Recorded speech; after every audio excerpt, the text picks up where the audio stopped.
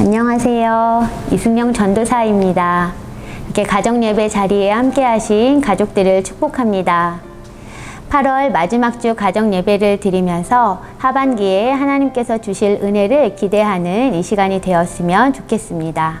우리 다 함께 찬송가 347장을 드리겠습니다.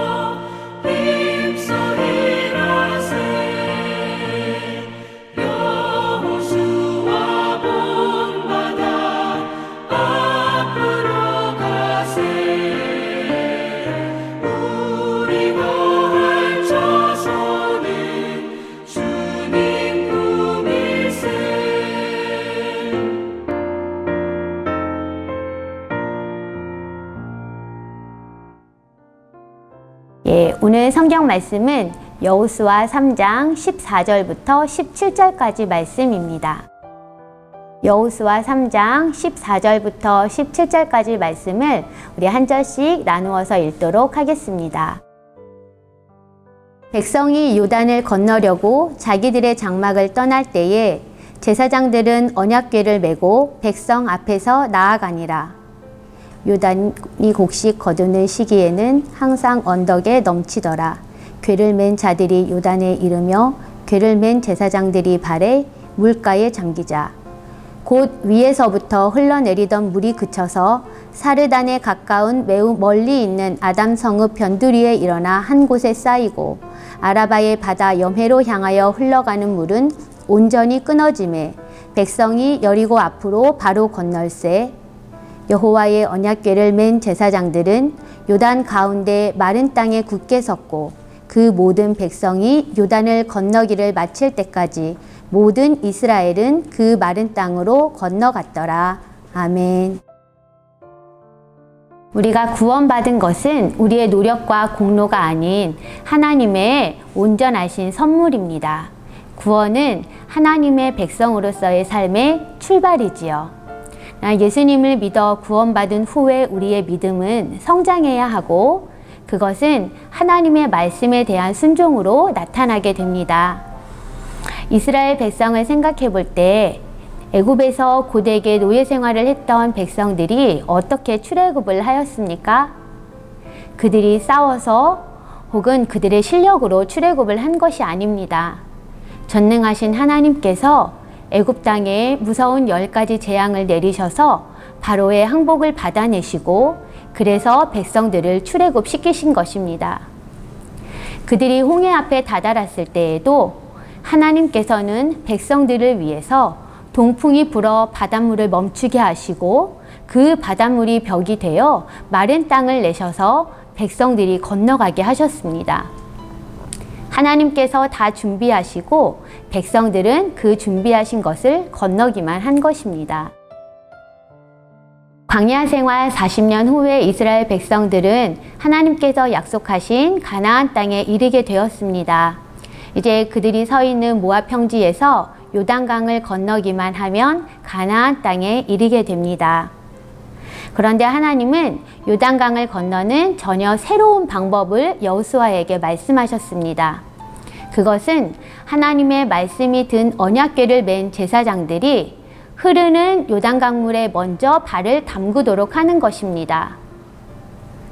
제사장들의 발이 요단강 물에 닿으면 그때 흐르던 물이 멈추고 그것이 벽이 되어 마른 땅이 드러나게 될 것이라고 하나님께서 말씀하셨습니다. 요단강이 갈라지는 이 기적을 통해서 하나님께서 이스라엘 백성들에게 원하시는 두 가지 목적은 오늘 본문 3장 7절과 10절에 나타나는데요. 첫째는 하나님께서 이전에 모세와 함께 하셨던 것처럼 여호수아와도 함께 하신다는 것을 백성들에게 분명히 보여주시는 것과 또 한 가지는 온 땅의 주인이신 살아계신 하나님께서 가나안의 7 족속을 모두 다 몰아내실 것을 하나님께서 백성들에게 확신시키기 위함입니다. 그런데 요단강을 건너야 하는 이때는 3, 4월의 추수 시기로 봄철에 내리는 늦은 비와 헬몬산에 눈이 녹은 물이 내려서 이 상류의 강물과 합쳐져서 강둑이 넘치게 됩니다. 평상시에 요단강은 깊이가 1에서 3m, 또 강의 폭이 약 30m 정도가 되는데 이렇게 강물이 흘러 넘칠 때에는 그 깊이와 넓이가 더 위협적이지요. 그래서 사람들이 이 강을 건너기에는 좀 무모한 시도 같고 또 위험한 일입니다. 홍해 앞에서는 하나님께서 이스라엘 백성을 위해서 먼저 물을 가르시고 들어가게 하셨는데 왜 요단강 앞에서는 하나님께서 이스라엘 백성들에게 흐르는 강물 위로 먼저 들어가라고 하셨는지 생각해 보신 적이 있으신가요? 이스라엘 백성들이 출애굽하고 나서 그들이 하나님 앞에 소리 지르고 불평하고 요구했을 때 하나님이 다 들어주셨습니다. 그런데 그들이 광야 생활을 지속하면서 하나님께서는 그들의 믿음을 시험하시고 또 훈련시키셨습니다. 시내산에서 언약을 맺으신 이후에는 그들의 믿음이 더욱 견고하여져서 하나님을 신뢰하고 또 때로는 힘에 겹고 버겁더라도 하나님의 말씀에 순종하는 그러한 성숙한 믿음을 갖기를 하나님이 원하신 것입니다. 여호수아를 통해서 주신 하나님의 말씀을 듣고 제사장들은 그대로 순종했습니다. 언약궤를 맨 제사장들이 넘치는 요단 강물에 발을 들여놓자 위에서부터 흐르던 강물이 멈추고 그리고 그 강물에 벽이 생겨 마른 땅이 드러났습니다. 제사장들이 강 가운데 서 있는 동안 모든 백성들은 그 강물을 마른 땅으로 건너게 되었습니다. 하나님의 말씀에 믿음으로 순종했을 때 온 이스라엘 백성들은 하나님의 놀라운 능력과 기적을 경험하게 된 것입니다. 눈앞에 있는 가나안 땅은 아무도 살지 않는 빈 땅이 아니라 그들이 도전하고 싸워야 할 땅이었습니다. 이스라엘 백성들은 이제부터 도전하고 전진해야 하기 때문에 하나님께서 가나안 땅 앞에서부터 백성들을 훈련시키신 것입니다.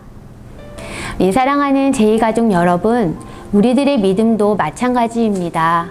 우리의 믿음이 연약할 때에는 우리가 하나님께 기도할 때마다 하나님이 다 들어주시고 또 우리가 감당치 못한 어려움들을 하나님께서 속히 해결해 주시는 것을 경험하지요.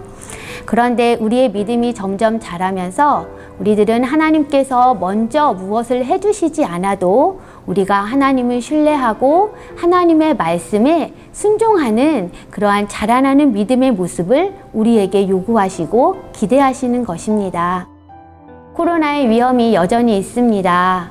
우리는 하나님 코로나가 빨리 끝나게 해주세요 라고 기도하고 또 기도해야 할 것입니다. 그런데 하나님 코로나가 끝나면 그때 예배를 정상적으로 드릴게요 라고 이렇게 생각하신 적은 없으셨나요? 하나님 코로나 때문에 여전히 위험하고 불안하긴 하지만 제가 믿음으로 하나님께 예배 드릴게요. 하나님 저희를 도와주세요 라고 기도하면서 하나님께 예배를 드리러 나온다면 하나님은 그런 가족들의 믿음을 귀하게 여기실 거라고 생각합니다. 교회에 나오는가 나오지 않는가보다 더 중요한 것은 그렇게 결정하고 행동하는 우리의 마음과 믿음을 하나님께서 보신다는 것입니다. 또 하나님께서는 우리에게 우리 주변에 연약한 이웃들을 섬기고 도우라고 말씀하셨습니다. 그런데 하나님, 제가 돈을 많이 벌면 그때 이러한 사역을 할게요. 그때 이러한 헌금을 드릴게요. 라고 말할 수도 있을 것입니다. 그런데 하나님께서는 아니, 지금 너가 가진 것만으로도 충분히 나누고 섬길 수 있어 라고 말씀하십니다. 우리 어린 자녀들은 부모님께로부터 받은 용돈 혹은 내가 간식 사 먹을 그 작은 돈 중에 일부를 떼어서 나눔 헌금으로 드릴 수도 있습니다. 또 하나님, 11조는 제가 어른이 되면 드릴게요. 제가 형편이 나아지고 직장 생활이 안정이 되면 하나님께 드릴 수 있어요 라고 생각하실지도 모르겠습니다. 내가 드리는 이 작은 헌금이 하나님과 혹은 교회에 얼마나 도움이 될지, 또 하나님, 제 형편이 지금 11조를 드릴 만한 상황이 되지 못해요 라고 생각할 수도 있겠지만, 내가 가진 적은 것이지만 그 물질의 주인, 참 주인이신 하나님을 믿고, 그리고 하나님께서 나의 삶을 책임져 주실 것이라는 믿음을 가지고 하나님께 11조를 드린다면 하나님은 그 크기에 상관없이 그 믿음의 발걸음을 귀하게 여기실 것입니다. 사람들은 작은 능력을 핑계댑니다. 하나님, 제가 아직 능력이 없어요. 부족해요. 그런데 예수님께서는 내가 적은 능력을 가지고도 내 말을 지키며 내 이름을 배반하지 아니하였느니라 라고 칭찬하신 말씀을 기억해 봅니다. 하나님은 우리의 능력을 평가하시는 분이 아니십니다. 하나님께 대한 순종으로 나타나는 믿음을 평가하시는 것입니다.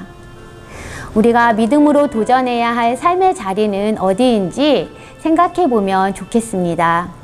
하나님께서 먼저 해주세요. 그러면 제가 그 다음에 할게요. 이런 것이 아니라 하나님, 제가 믿음으로 도전하고 시작할게요. 하나님 감당할 수 있도록 도와주시고 힘을 주세요. 이렇게 고백하며 순종할 때 하나님은 그런 우리들의 믿음의 발걸음에 대해서 인정하시고 또 이스라엘 백성들처럼 하나님의 능력과 기적을 경험하는 삶을 누리게 하실 것이라고 생각됩니다. 우리가 듣고 배운 말씀에 하나님 앞에 순종의 발걸음을 내디딜 때 하나님의 놀라운 은혜와 능력을 경험하는 우리 모든 제일가족들이 되기를 간절히 소망합니다. 예, 나눔과 적용입니다. 이제 9월 하반기가 시작되는데요. 내가 하나님 앞에 믿음으로 도전하고 시작해야 할 일들은 어떤 것이 있는지 가족들과 함께 나누어 보고 그 결심한 것을 이제 이번 주부터 시작해 보았으면 좋겠습니다. 우리 가족들과 함께 나누어 주세요.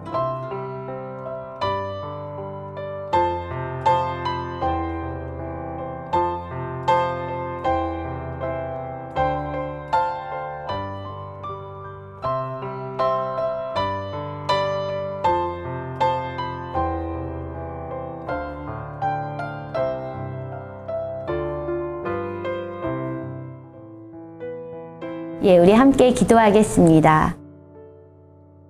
하나님 아버지, 우리의 믿음이 어린아이에 머무르지 않고 자라나기를 원합니다. 하나님께서 해주시기만을 바라고 기다리지 않고 하나님의 말씀을 믿고 먼저 순종할 수 있도록 도와주옵소서. 우리의 마음의 두려움과 의심과 판단을 걷고 믿음으로 도전하여 하나님의 능력을 경험하는 우리 모두의 삶이 되도록 인도하여 주옵소서. 우리 구주 예수님의 이름으로 기도드립니다. 아멘. 예, 다 함께 주기도문 드리겠습니다. 하늘에 계신 우리 아버지여, 이름이 거룩히 여김을 받으시오며 나라의 임하옵시며 뜻이 하늘에서 이루어진 것 같이 땅에서도 이루어지이다. 오늘날 우리에게 일용할 양식을 주옵시고 우리가 우리에게 죄 지은 자를 사하여 준 것 같이 우리의 죄를 사하여 주옵시고 우리를 시험에 들게 하지 마옵시고 다만 악에서 구하옵소서. 대개 나라와 권세와 영광이 아버지께 영원히 있사옵나이다. 아멘. 한 주간도 우리와 동행하시는 하나님의 풍성한 은혜 안에 살아가시는 우리 모든 제일가족 되기를 소망합니다. 우리 함께 인사드릴게요.